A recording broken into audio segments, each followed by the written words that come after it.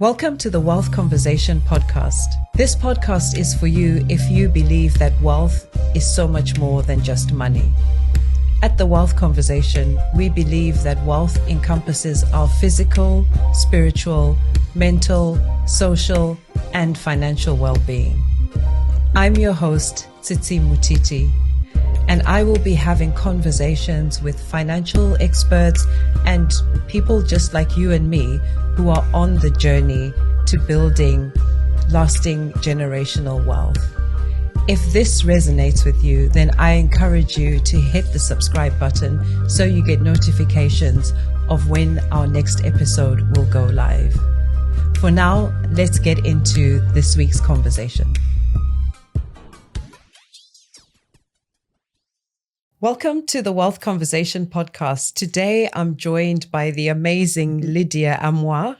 Lydia is an entrepreneur. She is a cultural change agent and the author of the Black Pound Report, which we will be discussing. Yes.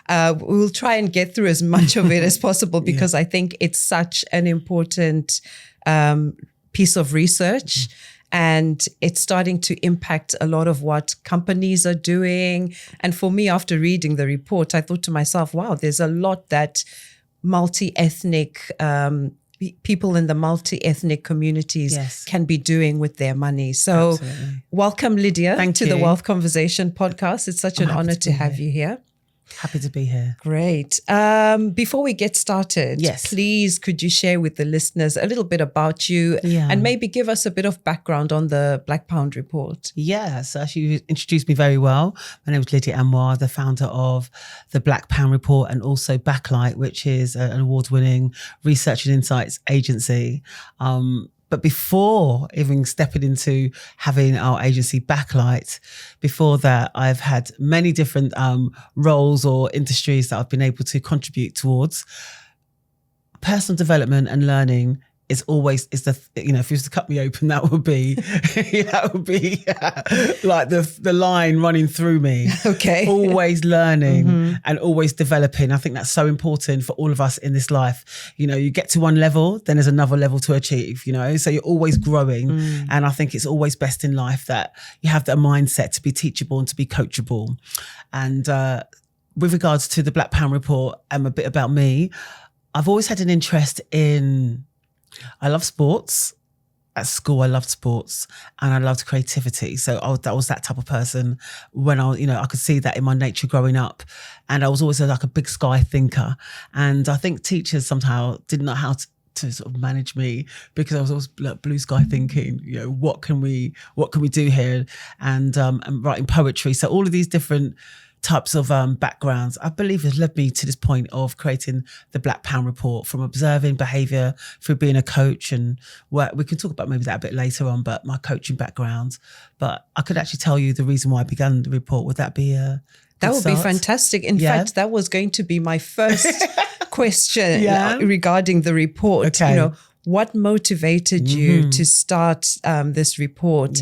And, just for those who are listening and watching, you and I met many, many years ago. And it was at a time when I was looking for information on, how much do people in the Black community particularly earn? What's the median salary? There was a lot of research about, $1 in the Black community in the US lasts so many days or hours, and in the Asian community, this, in the Jewish, and all the research and information I could find was based on the US.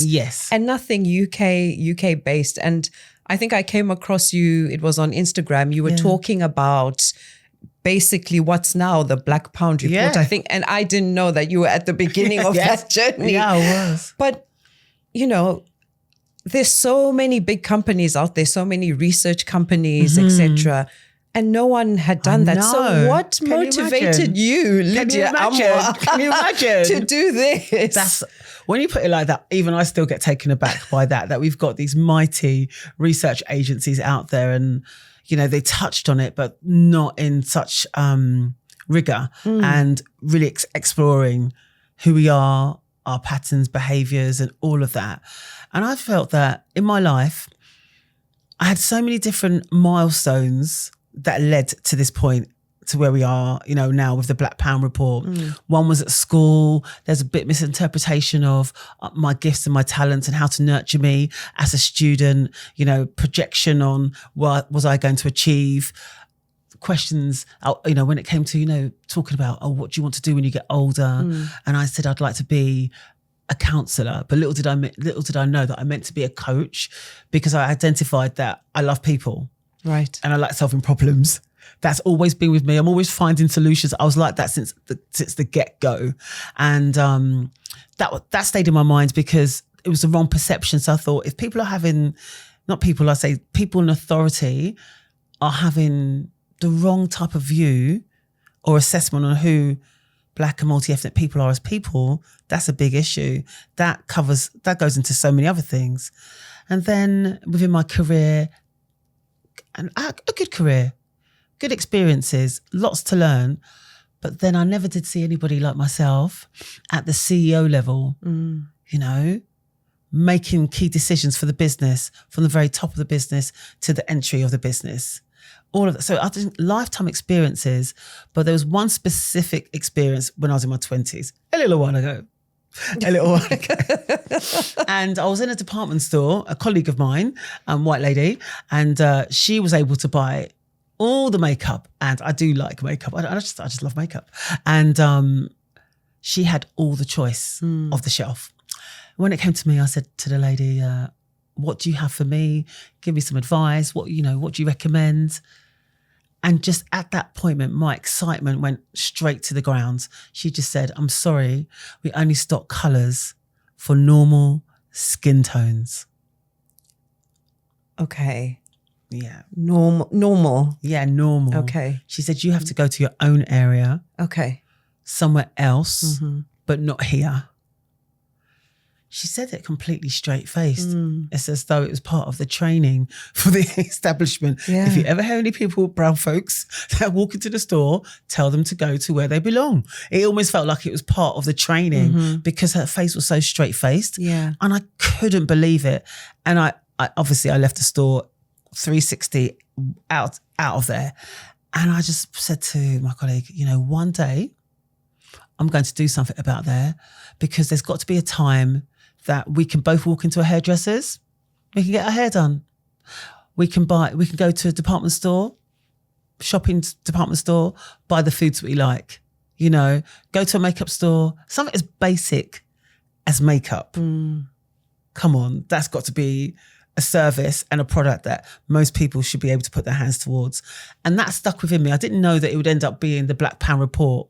But in a way, that piece of adversity turned out to be my opportunity to do the work that I'm doing today. And it started from there, really, being told that you can't be included in this particular experience. We don't see you worthy to market to as a human being, Yeah. And that's the messages I took away from it. And that's what was stirring up inside of me. Then it took to be watching the movie. I always say, Think and Grow Rich, the movie, watching that. I think you and I discussed that. Yes. Remember? I've watched that movie, and it's because of you that I watched it. You told me about it. Yeah, exactly. You should. I'm going to get in touch. Yes. It's phenomenal movie about just real average people talking about how they've navigated life and built wealth. Yeah. And I absolutely love it. I watched it, I think it was on Apple. Yes. Right? So I had to pay for it at the time. I'm not sure if it's still one of those that you have to pay for. Yeah. But worth every penny. Oh, definitely. Yeah. Such a good book. It's a great book, but I also, because I'm a visual person, so watching the movie was just brilliant for me. I felt as though I was sitting there with the people that were involved in the documentary. And one of the people that really spoke to me, I think I told you, was Dr. Dennis Kimbrough. Yes. He's in Atlanta. He's based in Atlanta. He's a professor there, and he's wrote books like Think and Grow Rich, Black Choice, which Napoleon Hill originally began to write, but unfortunately he passed away. So there was this manuscript, about 100-page manuscript that was just left there until they appointed Dr. Dennis Kimbrough to finish the book off. And that was entitled Think and Grow Rich, Black Choice. And when he spoke, there was a couple of things that he said. He said, time's not running out, but yours is. That spoke to me big time because few years prior to that, my mum had passed, and she was my bestie, and I love her so much, and I hope I'm still doing her proud. And I just thought life is actually so precious, so we've got to make the most of it. And then the other one was, there's a story about Mary Buffoon. Yes. Do you remember that story? Yes. That just, again, something about her reminded me of my mum, because of her grit and her resilience. She was born into an enslaved family. I think there was about 15. I think she had 15 siblings. There were quite a lot of them. I can't remember. There was a lot, wasn't yes. there? And she was the fifth, as in the youngest. And she used to walk 5 miles to school every day and 5 miles back. And she felt she was all about education, and basically that wherever you come from, whatever your background is, it should never define you. If anything, that should give you the gumption to move forward and go for what you want, and all of that. And then I felt this download, as spiritual as it may sound, but it was a download saying that we as people, Black and multi-ethnic people, but leaning into Black people as well, Black and brown folks, we really need to understand our value, who we are as people intrinsically. And I was speaking to myself at that time as well, not just me, all of us. And then it came to finances. You had that conversation, I think at that time, over maybe 9 years ago that we met, that it was £1 circulates the Black community for like 6 hours. Yeah. I'm hoping it's changed now. Yeah. I'm hoping it's changed. A lot of time has passed. A lot of time has passed. For me, this is why the wealth conversation is so important, because we need to, people from Black and multi-ethnic communities, I believe, should be working towards keeping that pound or the money that they're earning in the community for much longer than 6 hours. I think the world has been used to us being consumers. What I'm seeing now more and more is people building businesses, which is so exciting. It's really so exciting. I think, there were a lot of support went to Black businesses in 2020. Yes. Because of the murder of George Floyd. May his soul rest in peace. Yeah. And it started a movement, and people sort of woke up. Yeah, exactly. Yeah. Seemed to wake up and think about, like you're saying, started thinking more about their value intrinsically. Who are we? Definitely. What value do we hold? And how much actually are we worth? Exactly. Which is a point that is raised in the Black Pound report. You highlight that there is 4.5 billion of annual disposable income among multi-ethnic communities. There is, yes. That is a lot of money. And so that's the amount of money that these communities have collectively to spend. It's disposable. Exactly. They can spend it on anything and everything that they want. And everything. I mean, the great thing about speaking to you is your background and what you do as well. You know about wealth management. You understand all of this. And I know a long time ago when you and I started speaking about your vision, and it's so wonderful to see what you're doing and the impact that you're making. It's incredible. I'm so happy to be here as well. It's just like another 360 moment. You never know what happens. But yes, it's so true. Because when I first felt about this story of intrinsically understanding our value and our worth, with some people got it. And not everybody gets your vision until they see it play out. But until we understand who we are intrinsically, externally, well, basically what happens externally is a reflection of what happens intrinsically. 100%. And that's why it's not about thinking, I haven't made it yet. You can start today. Anybody can start today. And then once you start valuing yourself internally, then externally, you can make some really good choices. And as you said, Black people especially were perceived as those people are just consume. As soon as they get their money, it goes out. No thinking about pension, no thinking about mortgage, no thinking about stocks and shares, no thinking about just a little bit of saving. It doesn't have to be a lot, because it all depends upon how much disposable income that person has. But it's about doing something. And even if you save and you need to use it, at least you have the money there to use for an emergency. you know? So that's really important. And I know that money, again, is an exchange, it's a tool. But again, it's a reflection of how we perceive and how we see ourselves. If we see ourselves as we were fearfully and wonderfully made, we are fearfully and wonderfully made. That's what I believe. Yes. And that's something, again, that we have to always work on daily, because you can get there and do a load of work and then you can forget. Yep. So that's why I know that money talks. As me and Dr. Kimbrough used to say, money's right up there with oxygen, you know. We need it. We need it. Yeah. You know, we absolutely need it. Yeah. But then when we started doing the research, and I remember we were coming back, it felt like I was on CSI or something, you know, because all the data was coming back like, what is that? What? 2.7 billion pounds on makeup? Are you joking? And I thought about that time when I walked into that department store and, oh, you're not worth spending. You know, we weren't catering. We don't cater to you. You're not enough of an audience. We didn't even have 30% of the shelf at over 25 years ago. Yeah. Okay. Things are changing now, but we still need more percentage of the shelf. Yes. And all of that. And then the data would come back, you know, if you think about wealth. I thought it said 62.5 million. They said, no, Lydia, this is 62.5 billion we have in savings and investments. That is a lot. It's sitting in the banks, or yeah. And you know, loans, 10 billion in loans. But the underwriting of our loans is higher than our counterparts, because the banks subliminally still see multi-ethnic consumers, audiences as a risk. That's very interesting. And I want us to touch on what financial services can do to improve the relationship with Black and multi-ethnic communities. Yes.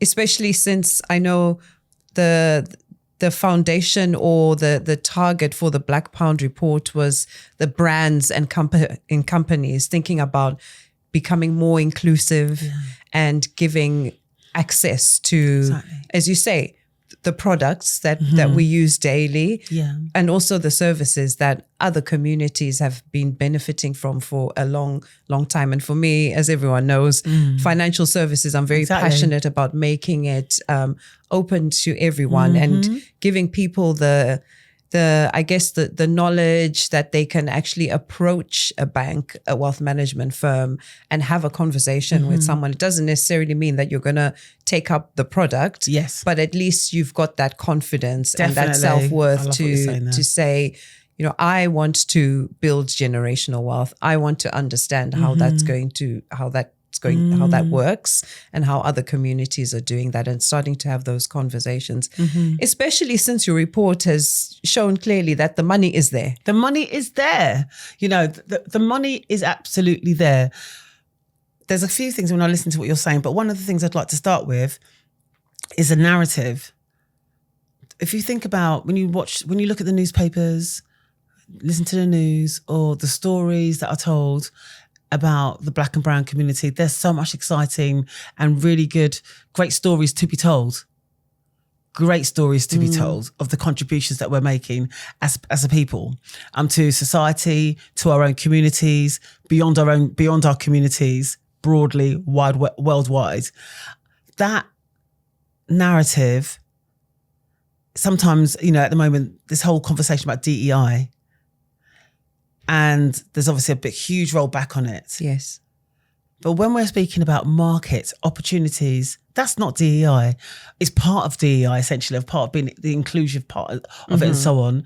And the reason why I mention that is because we don't want certain situations to happen to make us go backwards, especially after how far we came since 2020, since the unfortunate death of George Floyd, of course. There's all of that. But I like what you said. We have to have the experiences to be able to walk in and have the experience to talk about our wealth and how we can prepare for generational wealth, our present wealth, because that's what other communities and cultures are doing very well. They ensure that things are in place. Yep. that is within the family, and they can actually measure it eons back, decades back, years, 100 years back. It can be like that with particular, or more.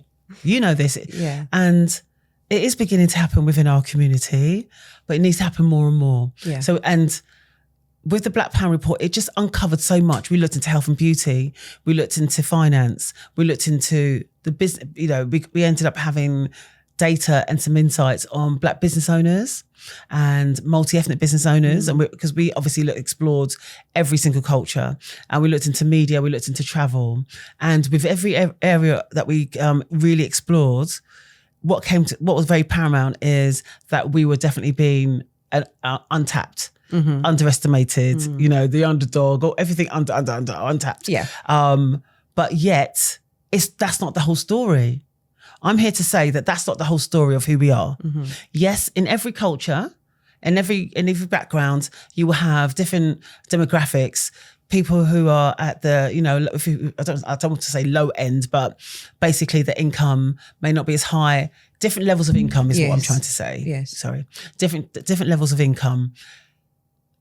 But the story and the narrative that's told a lot regarding is not the higher end. They always will discuss, you know, marginalised. They use language like marginalised, impoverished, you know, underrepresented. And we know in business psychology that when people hear those types of words, they switch off after a while because they want to get back to business. Yeah.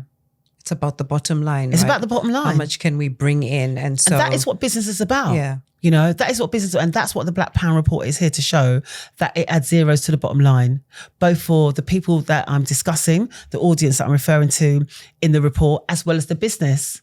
To me, it's so clear. It's a clear cut that there's no way you could possibly misunderstand it. One of the things I do see is that even though it's had huge success, you know, been featured in Forbes, we've had in Vogue, we've had Edward Enninful supporters and back us. It's been everywhere. We've had News UK, being a main partner, and Channel 4, all these great names. And that gives it power. That gives it leverage. And that enables people to trust the data. Because when it came to the first report, some people or some businesses would say, I think she's making those figures up. Yeah. Yeah. I remember you going through those trials of getting the report in front of people, getting support, because that's around the time that we started knowing each other and working together. You came to the launch, I think. Yes, I did. And the first one. Yeah. And I don't know for you whether you're definitely passionate about this, but I'm sure a lot of people thought that first iteration was it. I was a baby in the beginning. I was. So yeah. Before we move on to digging into the report, I just want to pause and ask you to share your journey in birthing the Black Pound report from, you know, those early days when it was just you to now where, as you say, it's been featured in Forbes, etc. Because I think sometimes, you know, we get a PDF or a research document and we read it and there's, you know, all the stats, and then we start to implement whatever we've decided based on those statistics. But it's very rare that we understand what has gone into creating that, especially this type of research, which hasn't been done, as far as I'm concerned, to this level. It hasn't. And this has actually been created by an individual. I'm sure you've built a team along the way, but early days, tell us about. Oh my gosh. Tell us about the investment that you made with your disposable income. When you think of that, when you work for a company, if you think about, you could be on a 50, 60, 70K salary and plus and more. So if you think about stripping that back to, I'm running my own business, so I'm not working for anybody. Just imagine that. And then it means you've got your regular things that you have to pay out for, your mortgage, you know, all your bills and everything else, and all of that. So it meant that things had to go on hold. It meant that payments were missed. And I was so focused and resilient. And particular family members would say, Are you sure? Like, you're going after this? Can't you just do something part-time here, there?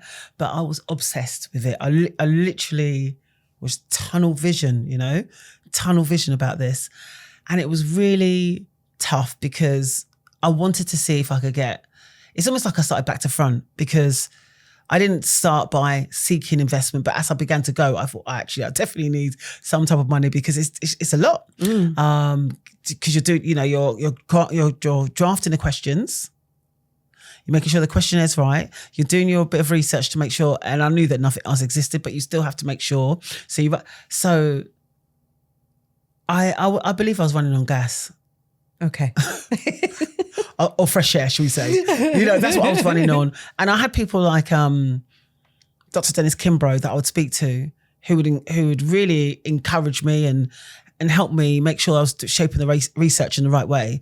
And he just said to me, girl, with my reputation, if this research is right, my name is not right, my name stays off it. I was like, okay. So with him saying that, it made me realise how serious it is what I'm doing, and there's so many things they have to get right, and there's things you're going to make mistakes, but there's nothing could take away doing it. I had a colleague of mine, Barbara, she's a psychologist, so that was really great to have a psychologist and to analyse and be a part of the research as well. And another colleague as well that helped. And there were certain people, and even a good friend of mine, Adama, she knows about data, she's a data scientist, she would get involved and help me. So I was pulling in favours left, right and centre. Right. That's all I could do. I've got this vision, guys. This is what it is. Telling people this is what I believe it's going to be. It's going to be something great. Some people would be like, good luck with that. Yeah. good luck with that. I remember there was a colleague, I won't say who it was, but somebody in the industry said, I hear that you're doing this thing. Good luck with that. Yeah. That's what this person said, as if to say, it's not happening. Yeah. But it hurt. I remember when sometimes people would say these types of things, it would hurt. And I'm thinking, this is not just about me, it's about you as well, but then that gave me fire as well. Some days just wasn't much at all. Some days there just wasn't much. You just didn't know. I might do the odd coaching thing here. Not that much really, because this had to take full on attention. So we're talking about living. So if you're talking about a wealth choice, we're talking about a wealth conversation and all these things, literally, I know what that means, to be doing that. But then I'll never forget, we were in conversation, and I was in conversations with people that really believed in it. And that gave me, whether you realise it or not, gives you energy and belief that I'm on the right track. There were times when I'd say to my colleague, can you help me? And let's proofread all of this, make sure it's okay. And they said, oh yes, we'll do that with you. And then they would look, I just felt I'm on my own in this. Even though I had people around me, sometimes I thought, this is a vision that God gave me, and now I'm sitting here with it. And you really have to work on your faith. You've really got to work on your belief. There were sometimes, literally, I just slumped on the floor, hands on my head, like, what am I doing? But it would never stop me. Right. It would never stop me, always moving forward. And then eventually, when it was ready, the report was designed, it started to come together, and then a flow began, and I'd speak to Sky, BBC, all those places, and they got it. Because by that time, I was over being hungry. I was like a lion. I was like a lioness. Yeah. This is what it is. Yes. I've got this figure, 300 million in disposable income. At that time, I thought it was, but it was actually more. Yeah. I said, the data is so key. We've got statistics on how do Black and multi-ethnic people feel they're being represented by the media. This is really important. This is some information about our finances, educating the audience and saying, look, our money's only lasting 6 hours. And do we want to stay where we are, or do we want to move forward? If you want to move forward, it's that we thing. It's not somebody else that can do that for us. Does that make sense? Yeah. So that's where it began. And then I spoke to Sky. They said your number count, because it was 300 at the time, it's just not long. It's not a large enough number. Yeah. So we'd love to feature you, but next time, if you can get about even a minimum of 1,000, 2,000, we'll definitely feature you.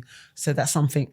So it was 1,000, 2,000 in terms of? Sorry, survey numbers. Oh, survey numbers, right. For it to be credible enough to be to be featured on television, or to be written about. Yeah. But what happened is, the great thing is the BBC jumps on top of it, because on the launch night, BBC were in the room, ITV were in the room, other research agencies came to sort of, what's happening here? Yes. You saw that. And they were asking me all these different questions and this, that, and the other. And I remember somebody said, look, obviously we are real researchers. Somebody said that to me in an email after the launch event. Wow. Obviously we're real researchers. So if you want to work with us, you'll do better next time. And I thought, okay, fine. All these things, lessons to learn. Thank you. I'm smiling on the inside, but you don't know there's a ferocious wolf on the inside, but I'm going, okay, fine. But this was really good. Everything was feedback. It was really good feedback for me to make sure that when I do the next one, but I thought I'm not taking anything away from the first one because it's almost like, it was a rippling effect. Something had begun and I could feel it. It was tangible. And, we were able to do a tour with BBC about the report. And that was just brilliant.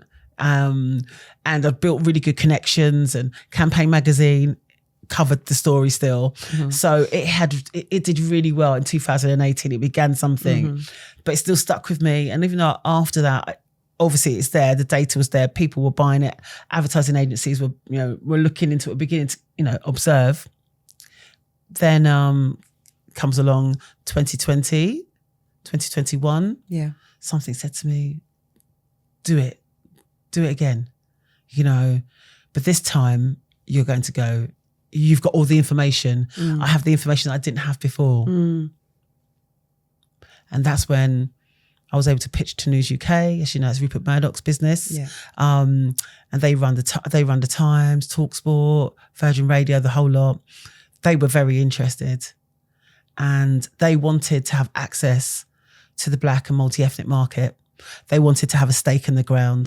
They wanted the insight, and they knew that there wasn't any other agency out there that could do it in the way that Backlight could, because we've got the relationship, the trust, and access. And you're from that community. And exactly, and from that community. You can't compete with me on my ethnicity.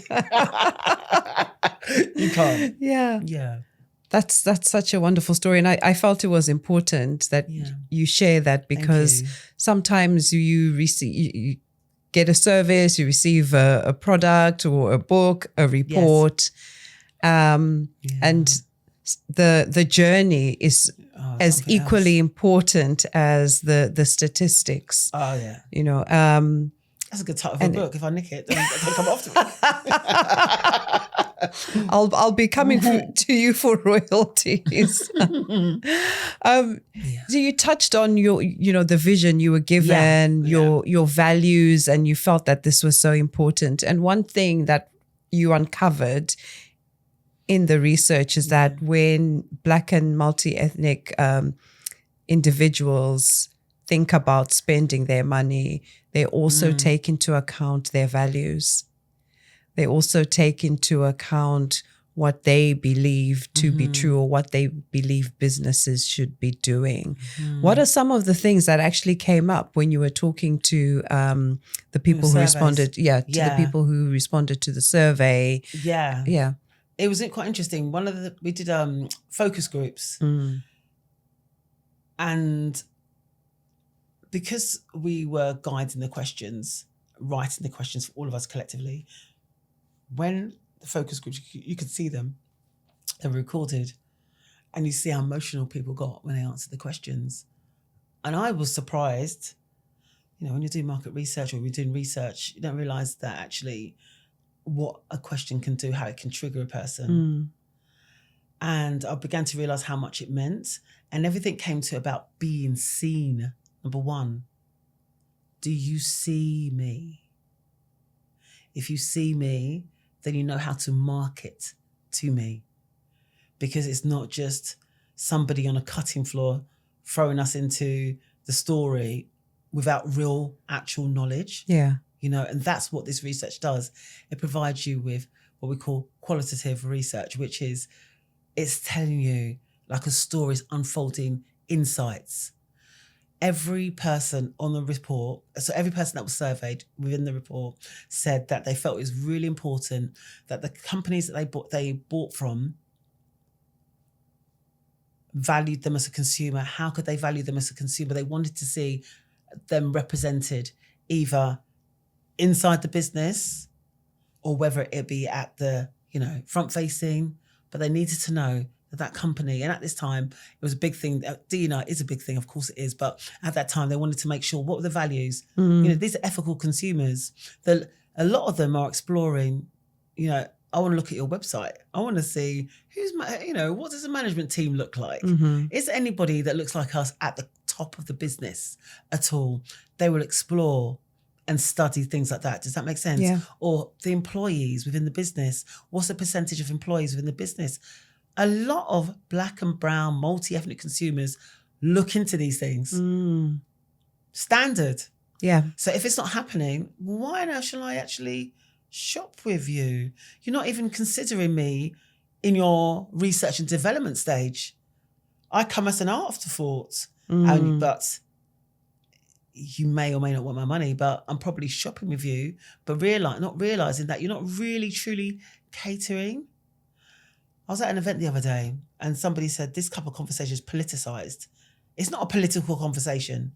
It's a factual conversation. If you're not being inclusive with audiences, and when I say audiences, are specifically black and brown and multi-ethnic Asian audiences, and I'm not just talking about an advert, although that's lovely, don't get me wrong. The other day I was passing a bus stop and I saw an advert of a woman. She was, she was from Kenya, and it was like a money transfer advert, right? Yes. And I did smile. It just made me smile.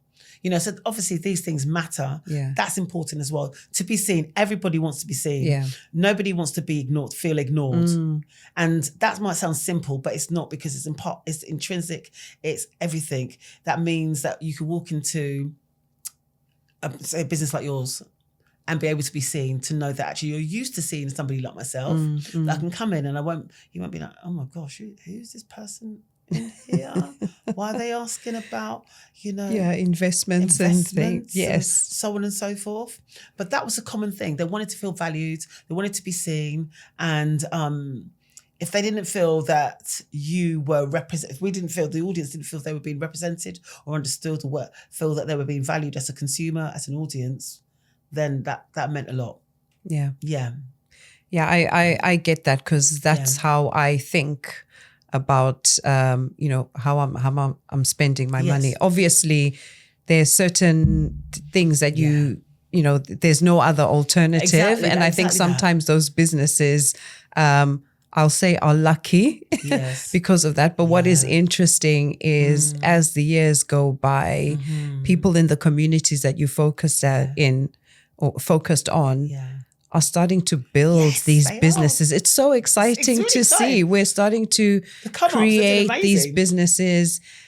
And one thing that I've noticed more, I'd say, since we've gone past the pandemic, is we're starting to support each other definitely a bit more, without and a doubt. it's a genuine support. It is. I think in the past it used to be, oh, what is Lydia doing? Who does she think she is? Yeah, basically, yeah. And which is amazing to see, which for me just makes me so confident that when it comes to building wealth, we are on the right track. Yeah, we are. We're on the right track. You can't build it on your own, definitely. No, you definitely you can't do it by yourself. You need the community. And the exciting thing about the Black Pound report, I know we've only just touched on a handful of stats, but that 4.5 billion of disposable income, it's available. It's available. It's available. And so thinking of that, is there anything that you've thought of or anything that came up whilst you were doing the research in terms of how the Black and brown and multi-ethnic community could actually work together to mobilize this disposable income and build, for me, I'm passionate about lasting generational wealth, and that could look like investments, it could look like trusts, it could look like businesses, which are a great generator of income and capital. So that's a very good question.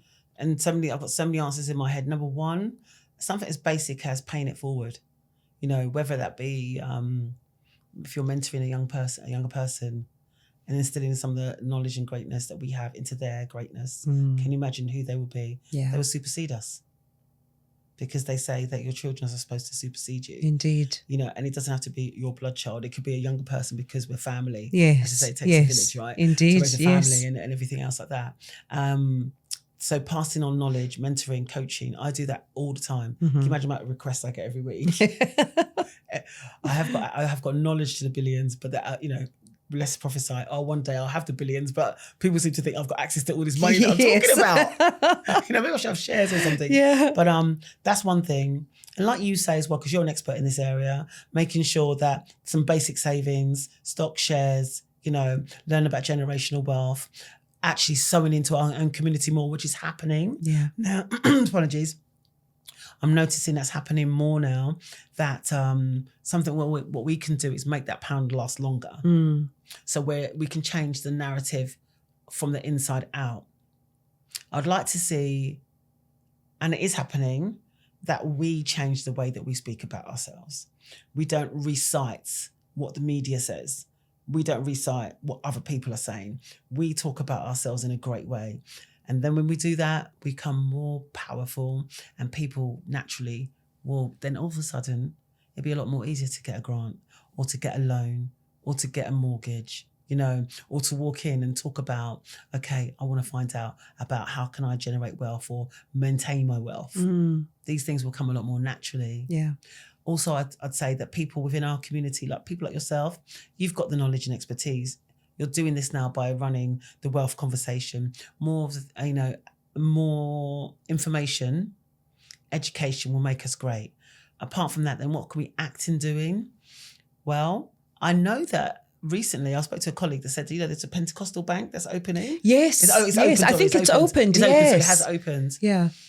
So, how about, imagine having an account with them? Yeah. That is so exciting. Isn't it? Yeah. I came across that. I don't know what I was actually looking for when I came across it. Can you imagine? But, you know, and again, for me, because I'm in financial services, I understand what they would have probably had to go through to get the registration through and the approvals. You need to get them in. And to see, actually, great idea. You need to get them in. I'm going to make a note. But yeah, if we can do that, and we've been in a way banking for a long time amongst ourselves. There's the partner, which you know, generations before ours used to do, and I know some people are still doing that. In Zimbabwe, where I'm originally from, we call it the around, where people are putting money together every month, and then the lump sum goes to one person, and then it passes down. You know, that's how people are doing it, and you know, why can't we do it in a more formal way? Do you know, something just came to me that we've got to get over ourselves in some particular way. Okay. Because there's always going to be some form of issue that is going on, and it's about building trust. So sometimes we can spoil things for ourselves. You know, like if you talk about land, because wealth also comes in, you know, what's been passed down through family and so on and so forth. All of this is really important. So ways that we can create calmness and, you know, think about the long term, not the short term. But, you know, it's obviously personal to everybody. It's personal to everyone. But what I would really want is for us to continue to value ourselves, because so much comes from that, and to dictate our terms.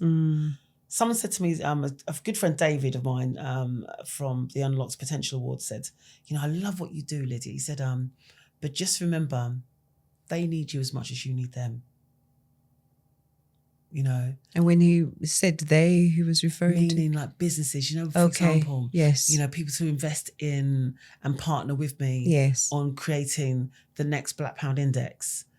That's the next one, you know, that's up and coming. Still the Black Pound Report, but we're focusing on the indexing, because in business they focus on indexing. I'll be asking you to break that down a bit more for us. That's exciting news. But so what I mean is that if not, as I go around, and do you imagine with all this success, sometimes you go to a place and go to a business and you talk to them about either using the data, subscribing to it, or becoming a partner for the next one because, you know, we're living in a completely different time now, aren't we? Yeah. From 2022 to 2025, the world is completely different. Yeah.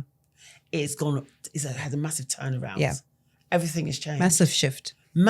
Yeah. But great things are still happening. Indeed. The difference is great things are still happening.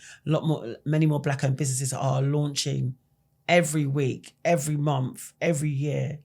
You know, they need support because another piece of research that my agency did with Channel 4 was the Black in Business, the UK's untapped potential. And there was a partnership project with Clear Channel and the Good Side as well.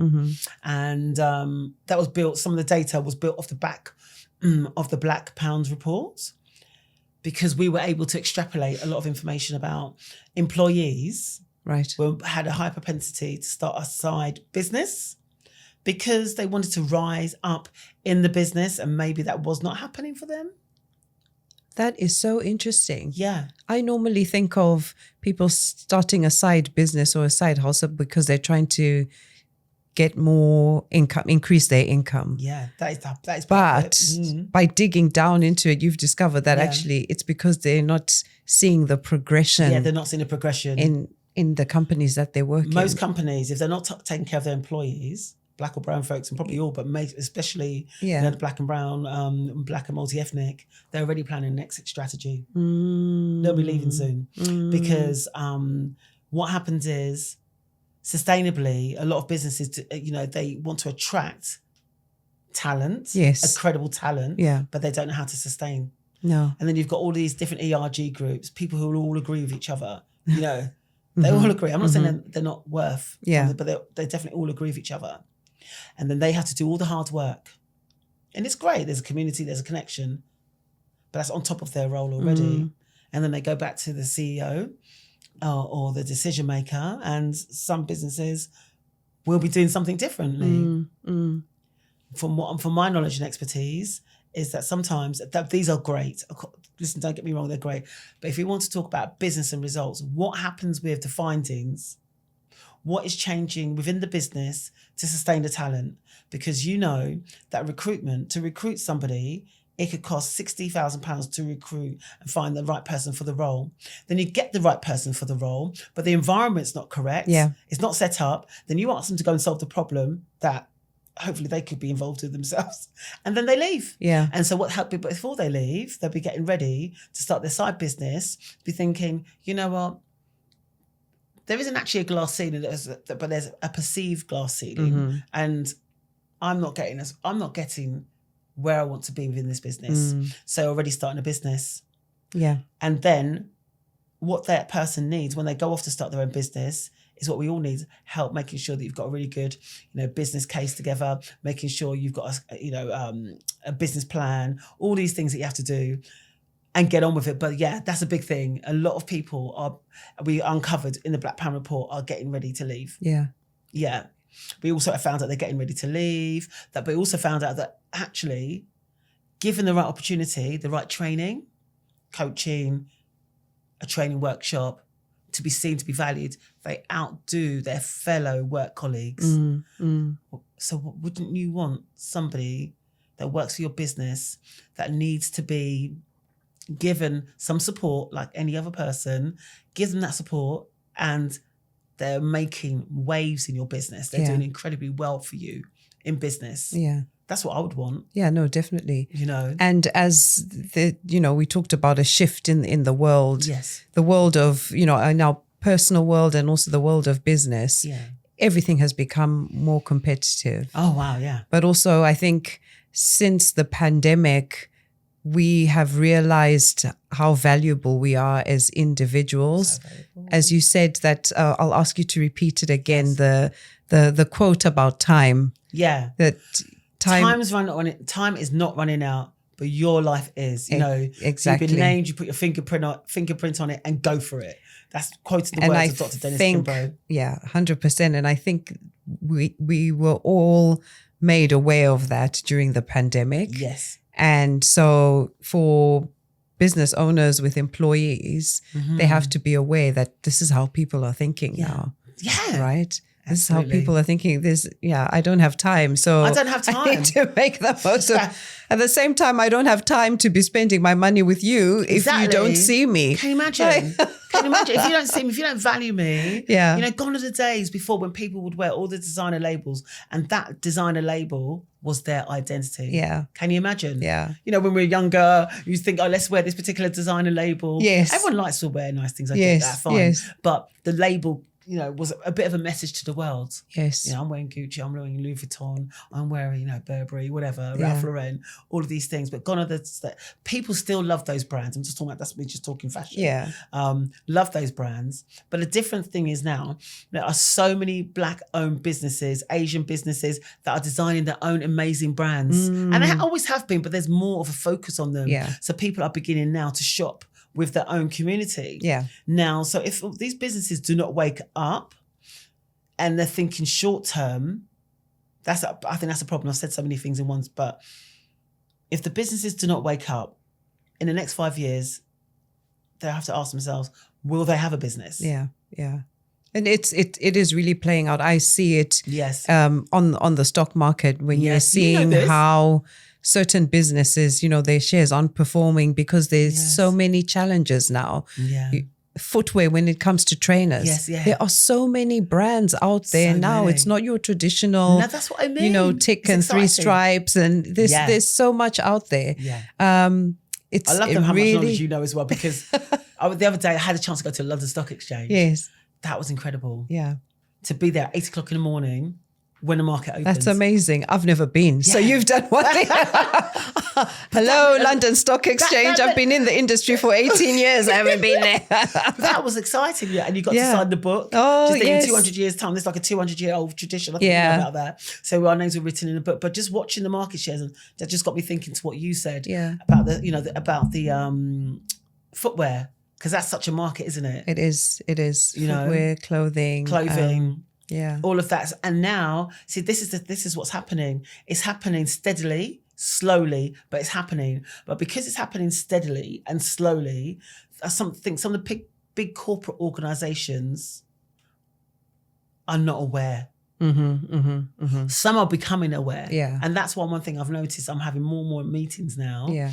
And I still, in some cases, have to speak through their, I don't know what it is, concerns, trepidation, running scared because of this D&I rollback, and they wonder if we get involved with and I'm like, this is an untapped market. Why are you pigeonholing it under the D&I? Why? Because this is business. Does that make sense? Yeah, it is. This is business. I think what you've just said and the work you've put into the report, really for people in the Black, brown, minority ethnic communities, it should give us that confidence really to make our money work for us, and also, as has been highlighted in the report, continue supporting businesses, activities that align with our values. Definitely. Like value. Like that person said to you, they need us as much as we may need them. Yeah, exactly. And actually, I think we need each other more. We can build that. more. Yeah, we definitely do. And we was at an event the other week, weren't we? And it was just powerful being in the room. Yes, amazing. Everybody sharing their insights and sharing their knowledge. And then you go away more equipped. So when you're in your actual individual spaces, not collectively together, you can feel powerful and feel confident, because there's so much stuff that you have to combat in that moment, you know? And we just want to just get on with the work. But this is important, a part of it. Yeah. I think there's never been a better time to talk about economics. Never has there been a better time to teach audiences that you are an investor, So if we take away walking into, say, an establishment like yourselves, to talk about wealth and stocks and shares or savings and so on and so forth, but just from your daily decisions that you make, basically from who you purchase your shoes from, to who you buy your clothes from, to who you buy your makeup from, to who you decide to choose to be your mortgage provider. or to get a loan to purchase your car or whatever it is, or a product for your business, to the supermarket, remember that we are keeping them in business. Remember that. Yeah. You know, when you walk into a department store, or when you buy a newspaper, or when you digitally connect to one of the magazines online, if you decide to remove all of that, I'm not saying that that's what somebody should do, but I want people to realize that they are somebody. Yeah. We are all of us. Indeed. Regardless of ethnicity, background, we are all people, and we're all important to the whole universe. Yeah. Does that make sense? To make things run, Indeed. to run well. Yeah. So, we definitely need to keep acknowledging all the time. It's a daily thought to remember that we are of value, and we are bringing contributions to the economy, and we are investors.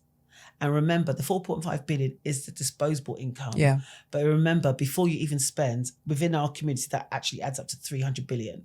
Because we have to remember, when you get paid, whatever's working for you in your savings, all of that, and also where you spend as well, apart from disposable income, pre-everything. Yeah. That's what collectively adds up to 300 billion. Yeah. So all the bills that are paid out automatically, etc. Yeah. Do you see what I mean? Yeah. That's phenomenal. Isn't it? And we're 20% of the population, Yeah. probably even more, but 20% as is counted at this It's moment. amazing. Yeah. You mentioned that, you're not done yet. No, I'm not done yet. I'm not In done true yet. Lydia style. Yes. There's another report coming. Yes. Tell us a little bit about that. What is the focus? And actually, how can people support? Thank you. For the next iteration? That's such a good question, because when you ask me questions, because I'm a mind mapper in my brain, so my brain goes into all these different things. Yes. But I want to do the next Black Pound, but this time it was the same. There will be a report, but it's an index. Okay. So in stock exchange, everything's indexed, isn't it? So you get to see. It measures, even though we do this already, but it'd be really super clear to ensure that everybody understands that this is relevant for them, as in from people at university already know that it's relevant to them, but for all of us as a community, but also for businesses. So the next piece of study, which is, we'll have a survey, we'll do probably the same amount as well, 5,000 plus, the most, very comprehensive. Again, I'll always be looking into money, look into things like real estate, all of those sorts of things as well. Of course, we're looking to like retail as well. That's really important. Luxury, high net worth individuals. We were able actually to bring out information because we measured salary within our research. So we were able to see actually there's some really good high net worth individuals. Yeah. Of course, we know this already, within the Black and multi-ethnic population in the United Kingdom, in fact, worldwide. Yeah. So it's to continue. So to relook at what we've done already, explore some other areas, but it's about, and new stories will be told. Yeah. New insights will come to the table. We'll be able to probably measure a bit more about, how many more Black-owned businesses have been opened, or, or multi-ethnic businesses have been opened. And one of the things we'll also keep doing is make sure we smash we do a bit of myth busting, because there's so many stories that if a Black business opens or a multi-ethnic business opens, the nat rep, so when I say nat rep, the white population would not be interested in buying. But that's absolutely an absolute farce. That came out of the research, especially the one we did with Channel 4 on Black in Business. It was so clear that the white audiences happily shop wherever. Yes. They're not thinking like that. Yeah. I'm not going to buy from here. They're not thinking that particular way. It's that narrative that the media has. That's what I mean. They keep saying. The papers keep saying, but actually that's not the reality on the ground. That's not the reality on the ground. Wow. So what I'm doing now, what I'm looking to do is I want to find another partner to partner with Backlight on the next study. And what they will have access to is not just a report, but it's all the data. And data is the new oil. Data has always been the oil, but data... People have to understand data is powerful. Everything is based on data. And our data is actually is more attractive than anything right now. forget about what's happening in the environment, all these conversations, which I don't want to put my attention more towards. I know where I'm going, you know, razor sharp focus, is that we have to keep displaying and telling more stories so we understand about our value, but how we're spending, you know, trends. Don't forget, we perceive trends. When we do data, we can tell you what's up and coming. I remember a few years back when we did the second Black Pound report, we were able to see that more male grooming was an industry which was about to explode, was about to boom, and I've seen it. You know, that's what's happening. So what I'm excited about this time as well is I've learned so much from stage, you know, the first report, the second. So can you imagine how crazy I feel about the third one? I've got so much insight because of what I hear, the feedback that I receive. Universities who are now using our data, who are using our report, teaching students, marketing students, business students. I would never have known from that time when the woman told me you're not worth marketing to come back 25 plus years later to see that universities, Birmingham University, LSE, all these different universities have used the data. Or just when I'm at maybe at a networking event and business people say, oh yeah, we used your data the other day in a conversation. And sometimes I'm actually blown away still. I still get blown away of this data means so much and is creating a lot of change.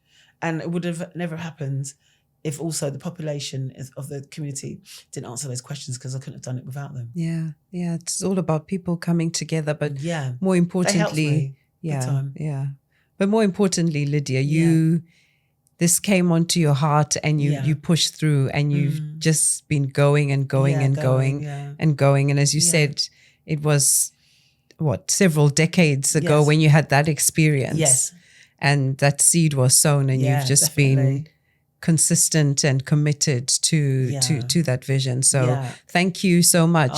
I think there's even people who will never hear this interview, but who will be benefiting from the work you've done and the work you'll continue to do. So keep on pushing. I will do. I'll be supporting you. I would love all the listeners. I can provide you with a QR code or something, whatever, but they can download. I would love everybody that listens to this to download a free extract to the Black Pound report. That's so they fantastic. Can see that. Thank you. We'll put the link or the QR code in the show notes. Thank you so much. There's never enough time, is there? There's never enough time. Lydia, on the Wealth Conversation, there's a tradition where I ask each guest the same question, which is, what is the one wealth conversation you would like people to have? The first thing that's come to mind is, what can you do to take care of your family with the wealth that you have right now? And in doing so, that's something that will definitely contribute towards generational wealth for the people you'll never get a chance to meet. Amazing. Wow. Yeah. That's very powerful. And what are you doing with that disposable income that you have for your family? I love it. It doesn't have to be a lot, you know, because people think, oh, you have to have thousands, you know, it can be very intimidating, but you can just have a small amount, you know, and I think you can do something with what you've got. Yeah. It's really important. I would recommend, you mentioned the book, Think and Grow Rich, A Black Choice. Yeah, by Dr. Dennis King. For those who think that you need a lot to become wealthy, whatever wealth looks like to you. Yeah. I think that book is great because it shows you the journey of how people started from small acorns, as they say, and grew. Yes. And it also shows how community came together, because a lot of these people who are featured in the book had a network that they relied on. Of course. People who helped. It wasn't done on their own. They may have started on their own. But as your journey with the Black Pound report has shown, you know, at the beginning you called on your network for help. I did. I definitely. Some of it was free labor. But you know what? We all learned together. Yes. And what I want to also say is that obviously wealth, financial, but there's other things that contribute, you know, that are wealth. That's your, you know, being healthy. Yeah. You know, paying it forward. There's so many things that contribute to the meaning of wealth. And I think that, you know, Think and Grow Rich does that. The good book, the Bible shows you what wealth is. Yes. Wisdom, number one. Yes. You know, those who walk with the wise will become wise. That's definitely another podcast episode focusing on what the Bible teaches us about wealth. So much. Solomon, you know. Just ask for wisdom first. Someone said to me the other day, actually, sometimes we go, I want this much amount of money, but ask for wisdom first, because with the wisdom, we can make the right choices. Indeed. I'm always learning that, by the way. Indeed. Always learning that. Indeed. Yeah. Lydia, this has been an amazing interview. How can people get in touch with you if they want to work with you, whether it's on the Black Pound Report or coaching or consulting, which we didn't get into, but it's something you do. What's the best way for people to get in touch with you? I would say the best way to get in touch is they can send me an email. It's lydia@backlight.uk. They can also find me on, you know, I'm across all the socials. I'm always sharing, evangelizing everywhere. Right. You know, put in Lydia Amoah. But most of all, you know, you can come to our website and you can book a consultation with me, and then we can, you know, the team, we can help assess how we can work together, whether it's on auditing your business to find out if, you know, how mature your business is, to get ready to access this amazing audience. So that's a maturity index audit we will do for the business. Obviously executive coaching, leadership coaching, or group coaching that we do as well. But most importantly, I do say most importantly, is my big passion is obviously the Black Pound Index. Get ready. You can speak to me about becoming a partner, or you can subscribe to the existing data that we have. Yeah. Fantastic. I'll put links to your website, etc. in the show notes. Thank you so much. You're very welcome, Lydia. Thank you. Thank you.